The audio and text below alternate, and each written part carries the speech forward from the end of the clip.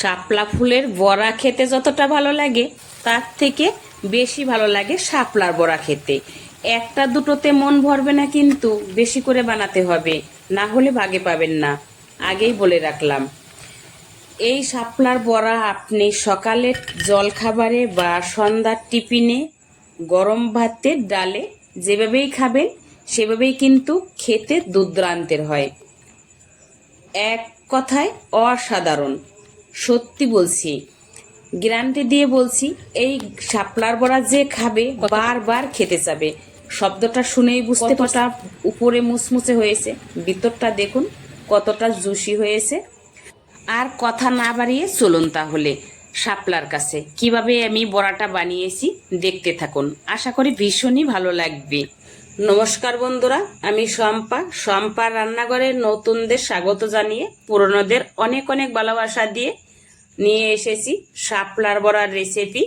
শাপলার বড়ার রেসিপিটা করার জন্য নিয়েছি আমি এখানে শাপলাটা আমি ছাড়িয়ে নেব। এই যে শাপলাটা ছাড়ানো হয়তো সবাই আপনারা পারেন কম বেশি, যারা পারেন না তাদের জন্য এই যে হাত দিয়েই কিন্তু ছাড়িয়ে নেওয়া যাচ্ছে। ছাড়ানোর পরে দুই পাশের থেকে এরকম একটু ভেঙে নেওয়ার সাথেই কিন্তু যে উপরে আঁশ থাকে, আঁশটা কিন্তু বেরিয়ে আসে। এই আঁশটা বেরিয়ে আসলে খেতে কিন্তু খুব ভালো লাগে। সে ঘন্ট হোক, তরকারি হোক, মানে যেটাই হোক, এইভাবে কিন্তু আঁশটা ফেলে নিতে হবে। তো আমি সব শাপলা ছাড়িয়ে নিলাম।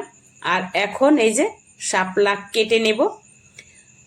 মাঝখানের থেকে আমি কেটে নিইনি, এরকম সমান করে ধরে এখন একটা ছুরির সাহায্যে আমি কেটে নিচ্ছি। চাইলে কিন্তু আপনারা বটি দিয়েও এই ছোট ছোট করে কেটে নিতে পারেন। আমি ছোট ছোট করে কেটে নিয়েছি ছুরি দিয়ে।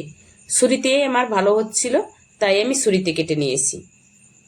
আপনাদের সবাইকে আমার মন থেকে অনেক অনেক ভালোবাসা রইল। আমি এত দূর এগিয়ে আসার অনুপ্রেরণা পেয়েছি আপনাদের ভালোবাসায়।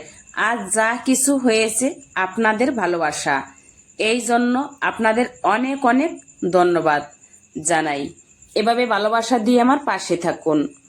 রেসিপিটা যদি ভালো লেগে থাকে তাহলে একটা লাইক দিন, আপনার মতামত কমেন্টে জানান। চ্যানেলটি এখনো না সাবস্ক্রাইব করে থাকেন তাহলে সাবস্ক্রাইব করার অনুরোধ রইল। আপনারা চাইলে আরও কি রেসিপি দেখতে চান সেটাও জানাতে পারেন। দেখুন এই যে ছোট ছোট করে আমি কিন্তু সব শাপলা কেটে নিয়েছি ঠিক এই সাইজের করে। আর এখন আমি নিয়ে নেব একটা পাত্রে। আপনারা দেখতে থাকুন কি কি মিশাচ্ছি, কি কি দিচ্ছি। এখানে নিয়ে নিয়েছি চালের গুঁড়ো। প্রথমে আমি চালের গুঁড়ো দিয়ে নেব। 1 কাপ দিলাম। যদি মাপটা বলতে বলেন তাহলে বলবো আমি 150 গ্রাম। আমি 2 বাটি নিয়েছি। এই যে দেখতেই পাচ্ছেন, আমি 2 কাপ নিলাম চালের গুঁড়ো। চালের গুঁড়োটা কিন্তু দিতেই হবে, না হলে খেতে ভালো লাগবে না। 2 কাপ দিলাম চালের গুঁড়ো। আর এখন দেব যেটা, এই যে বেসন। বেসন কিন্তু 1 কাপ দিতে হবে। চালের গুঁড়ো দিয়েছি 2 কাপ, আর বেসন লাগবে 1 কাপ। আর এই যে এখানে নিয়েছি সুজি। সুজিও কিন্তু দিতে হবে, না হলে খেতে ভালো হবে না। 1 কাপ নিলাম সুজি। তার মানে হচ্ছে 2 কাপ দিয়েছি চালের গুঁড়ো, 1 কাপ দিয়েছি বেসন, 1 কাপ দিয়েছি সুজি। আর 1 টিস্পুন দিয়েছি লবণ, হলুদ, লঙ্কার গুঁড়ো, দিলাম জিরের গুঁড়ো, ধনের গুঁড়ো, চাট মশলা। চাট মশলাটা অবশ্যই দেবে। চাট মশলা দিলে কিন্তু খেতে ভালো লাগে। চাট মশলা আমি বাড়িতেই করে নিয়েছি। আর এখন দিয়ে দিলাম ধনেপাতা কুচি। ধনেপাতা আপনারা চাইলে দিতেও পারেন, নাও পারেন। প্রথমে 1 কাপ জল নিলাম, আর নিলাম আর 1 কাপ জল দিয়ে দিলাম। 2 কাপ জল দিলাম প্রথমে। আর কতটা লাগছে সেটাও আমি বলে দিচ্ছি। ভালো করে ম্যারিনেট করে নেব, যাতে কোথাও দলা না পাকিয়ে থাকে। এই ম্যারিনেট করাই কিন্তু মেন কাজ। যত ম্যারিনেটটা ভালো হবে তত কিন্তু এই বড়াটা খেতে ভালো হবে। তো আমি ভালো করে 2 কাপ জল দিয়ে ভালো করে একটু ম্যারিনেট করে নিলাম। দেখতেই পাচ্ছেন 2 কাপে কিন্তু এরকম হয়েছে। আর 1 কাপ জল আমার লাগবে এখানে, তাহলে একদম পারফেক্ট হবে।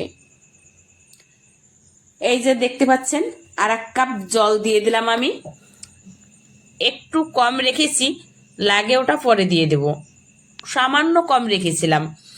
আর একটু কম কিন্তু দিতে হবে, এই একই কারণে শাপলার থেকে কিন্তু লবণ দেওয়া আছে, জলটা ছেড়ে যায়। সেই পরিমাণ অনুযায়ী কিন্তু আপনারা দেবেন, আপনাদের পছন্দ মতো আপনারা জল দেবেন।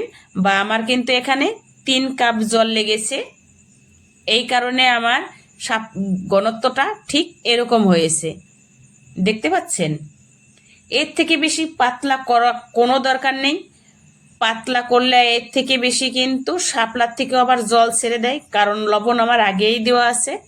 আপনারা জলটা বুঝে শুনেই দেবেন, প্রথমে একটু কম হবে, পরে কিন্তু শাপলার থেকে জল বেরিয়ে আসে, একদম পারফেক্ট হবে।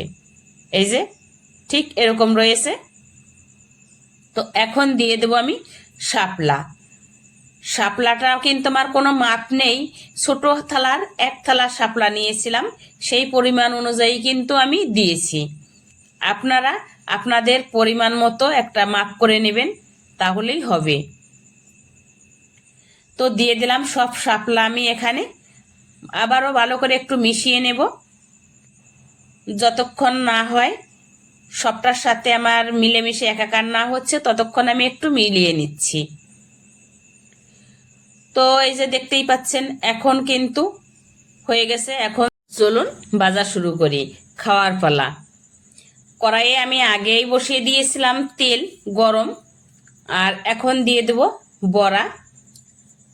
আমি ছোট ছোট করে দিচ্ছি, একটু চ্যাপ্টা শেপ করে দিচ্ছি, বেশি মোটা করে দিলে খেতে ভালো হবে না, শাপলাটা কাঁচা থেকে যেতে পারে, এই কারণে কিন্তু আমি একটু পাতলা করে দিচ্ছি, পাতলা করেই দেবেন। আর উপরে একটু লালচে ভাব আসার সাথে আমি উল্টে দিচ্ছি, দোপাশাও একইভাবে আমি লাল লাল করে ভেজে নেব।